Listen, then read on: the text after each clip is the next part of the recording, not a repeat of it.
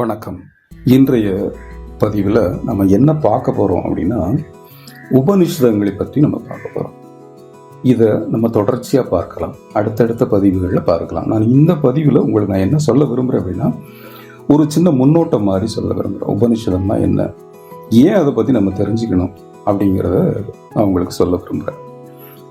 அதாவது உலகத்தில் பல நாடுகளில் ஆன்மீக விழிப்புணர்வு ஏற்படாத நிலையில் நம்ம நாட்டில் தான் அதற்கான ஒரு விழிப்புணர்வு ஏற்பட்டது. எத்தனையோ ஆண்டுகளுக்கு முன்னாடி இது எப்போ தோன்றியது அப்படிங்கிறது தெரியாது. ஆனால் எத்தனையோ ஆண்டுகளுக்கு முன்னாடியே இந்த ஆன்மீகத்தில் இருக்கக்கூடிய உண்மைகளை நம்முடைய ரிஷிகளும் முனிவர்களும் மகான்களும் கண்டறிந்துட்டாங்க. அவங்க கண்டறிந்து சொன்ன அந்த நியதிகளைத்தான் நாம் உபனிஷதம் அப்படின்னு சொல்கிறோம். நம்ம கிட்ட தான் உலகத்திலேயே மிக பழமையான சிந்தனை கருவூலங்கள் இருக்குது. அந்த கருவூலங்களில் அடங்கிய உபனிஷதங்களை தான் நம்ம பார்க்க போகிறோம். அப்படி ரிஷிகளும் முனிவர்களும் வெளிப்படுத்திய உண்மைகளைத்தான் பின்னாடி வியாச முனிவர் 4 தொகுதிகளாக தொகுத்தார். அதைத்தான் நம்ம 4 வேதங்கள் அப்படின்னு சொல்கிறோம். ரிக், யஜூர், சாம, அதர்வனம் அப்படிங்கிற அந்த 4 வேதங்களும் அதற்கு எத்தனையோ ஆயிரம் ஆண்டுகளுக்கு முன்னாடி முனிவர்கள் சொல்லிட்டு போன அந்த உண்மைகள் தான். இந்த ஒவ்வொரு வேதமும் 4 வேதம் இருக்கு. அந்த ஒவ்வொரு வேதமும் 3 முக்கிய பிரிவாக பிரிக்கப்பட்டிருக்கும். அது என்ன அப்படின்னா, பல்வேறு தேவர்களிடம் பிரார்த்தனை செய்வது, அது சம்ஹிதை அப்படிம்பாங்க. அந்த யாகம் செய்வதற்கான விவரங்கள், அதை பிராமணம் அப்படிம்பாங்க. அறுதி உண்மையை பற்றிய ஆராய்ச்சி, அது ஆரண்யகம் அப்படிம்பாங்க. அறுதி உண்மைனா என்ன? அதாவது இறுதியான உண்மைன்னு ஒன்று இருக்குது. அதாவது நமக்கு தெரிந்த உண்மைன்னு ஒன்று இருக்கும், இறுதியான உண்மைன்னு ஒன்று இருக்கும். அந்த இறுதி உண்மை தான் இறைவன். இறைவனை தெரிந்து கொள்வதை பற்றி தான் சொல்லுகிறது இந்த உபனிஷதங்கள். பிரம்மசூத்திரம், பகவத்கீதை, இந்த 3மே பிரஸ்தான திரியம் அப்படின்னு சொல்லுவாங்க. அப்படின்னா என்ன? பிரஸ்தான திரியம்னா என்ன?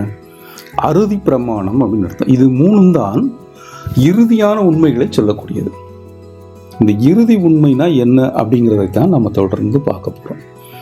அந்த அறுதி உண்மையை பற்றிய ஆராய்ச்சியில் மனித மனத்தால் தொடக்கூடிய எல்லையை உபனிஷதங்கள் தான் தொட்டிருக்கு. உலகத்திலேயே முதல் தொட்டது அதுதான். நம்ம மனத்தால் ஒரு சில எல்லையை தான் நம்ம தொட முடியும். நம்ம மனம் அதை கடந்து, சில எல்லைகளை கடந்து நம்மளால் சிந்திக்கவே முடியாது. மனித மனம் எந்த எல்லை வரை சிந்திக்க முடியுமோ அந்த எல்லை வரை தொட்டு போனது உபனிஷதங்கள் தான்.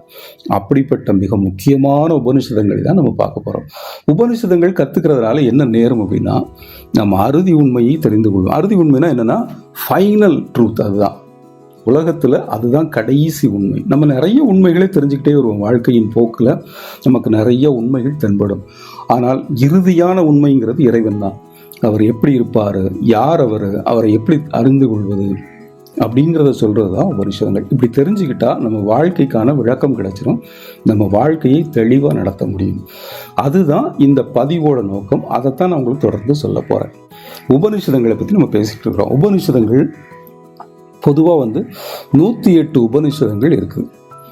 அதில் 14 உபனிஷதங்கள் மிக முக்கியமானவை. என்னென்னு பார்ப்போமா?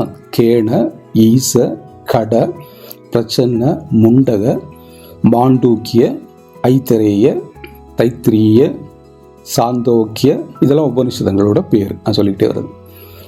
பிரகதாரண்ய, சுவேதாஸ்வர, கௌசீதகி, மகாநாரண்ய, மைத்ராணயி. இதில் முதல் 10 உபனிஷதங்களுக்கு நம்முடைய ஆதிசங்கரர் விளக்கம் எழுதியிருக்கிறார். இந்த இதில் 14 உபனிஷதங்கள் நம்ம சொல்கிறோம். அந்த 14 உபனிஷதங்களும் வேதங்களில் அடங்கி இருக்கிறது. வேதங்கள் இது தொகுத்து தான் வேதங்களாக வச்சுருக்காங்க. உதாரணமாக ரிக் வேதத்தில் பார்த்தோம்னா ஐத்திரேய, கௌசீதகி, இந்த உபனிஷதங்கள் ரிக் வேதத்தில் இருக்குது. சாம வேதத்தில் என்ன இருக்குது? கேன உபனிஷதம் இருக்குது. சாந்தோக்கிய உபனிஷதங்கள் சாம வேதத்தில் இருக்குது. அதர்வன வேதத்தில் என்ன இருக்குது? பிரச்சன்ன, முண்டக, மாண்டூக்கிய, இந்த 3 உபனிஷதங்களும் அதர்வன வேதத்தில் இருக்கிறது. அப்போ யஜூர் வேதத்தில் என்ன இருக்குது? ஈச, கட, தைத்திரிய, பிரகதாரண்ய, சுவேதாஸ்வதர, மைத்ராணி, மகாநாரண்ய, இது எல்லாமே யஜூர் வேதத்தில் இருக்கிறது. ஸோ வேதங்களும் உபனிஷதங்களை அடிப்படையாக கொண்டவை தான். அதனால் நம்ம உபனிஷதங்களை தெரிஞ்சுக்கிட்டோம்னாலே வேதங்களுக்கான ஓரளவு நம்ம அறிந்து கொண்ட மாதிரி தான். ஸோ அதனால தான் நாம் உபனிஷதங்களை பற்றி தொடர்ந்து பார்க்க போகிறோம். இந்த உபனிஷதங்களை தெரிந்து கொள்வது அப்படிங்கிறது நம்ம வாழ்க்கையை அறிந்து கொள்வதற்கானது. இந்த உபனிஷதங்களை நமக்கு அளித்த முனிவர்கள் என்ன சொல்லியிருக்காங்கன்னா, எங்களுக்கு இதனை மகான்கள் இப்படி விளக்கினாங்க, இப்படி தான் அவங்க சொல்கிறாங்க. எப்படி தொல்காப்பியர் சொல்வார் இல்லையா, என்மனார் புலவர் அப்படிம்பார்.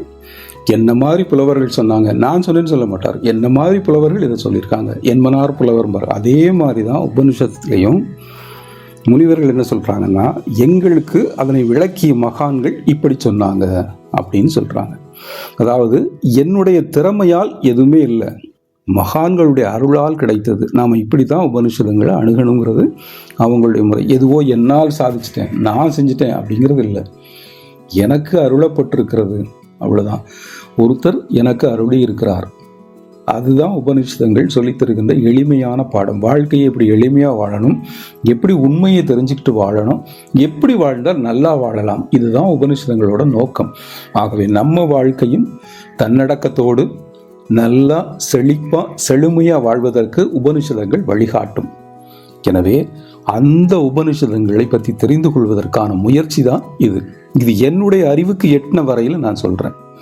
ஒருவேளை நான் சொல்வதில் எங்கேயாவது தவறு இருக்கலாம், பிழைகள் இருக்கலாம், உபனிஷதங்களை நான் முழுமையாக உள்வாங்கிக் கொள்ளாமல் இருக்கலாம். ஆனாலும் என் அறிவுக்கு எட்டியதை நான் உங்களோட பகிர்ந்து கொள்ளணும்னு விரும்புகிறேன். ஏன் விரும்புகிறேன் அப்படின்னா, இந்த அறுதி உண்மையை எல்லோரும் தெரிந்து கொள்ளணும் அப்படின்னு நான் நினைக்கிறேன். எப்போவோ ஒரு 1000 ஆண்டுகளுக்கு முன்னாடி, ஆயிரம் ஆண்டுகளுக்கு முன்னாடி கண்டறிந்த உண்மைகளை தொடர்ச்சியாக நம்ம தெரிஞ்சுக்கிட்டோம்னா நம்முடைய சமூகத்தின் நிலைமை, கட்டமைக்கப்பட்டிருக்கிற நிலைமை, நம்முடைய சமூகம் இன்னும் ஒருபடி மேலே முன்னேற முடியும். இந்த உபநிஷதங்களை அறிந்து கொண்டு வாழ்க்கையில் நம்ம மன தூய்மை பெற்று இறைவனை நோக்கி முன்னேற முடியும்.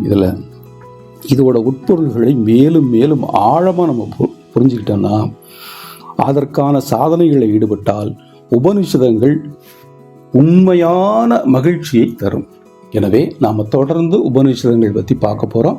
நான் அடுத்த பதிவில் நான் என்ன சொல்ல போகிறேன்னா, கேன உபனிஷத்திலிருந்து நான் ஆரம்பிக்கிறேன். சரியா? நன்றி, வணக்கம்.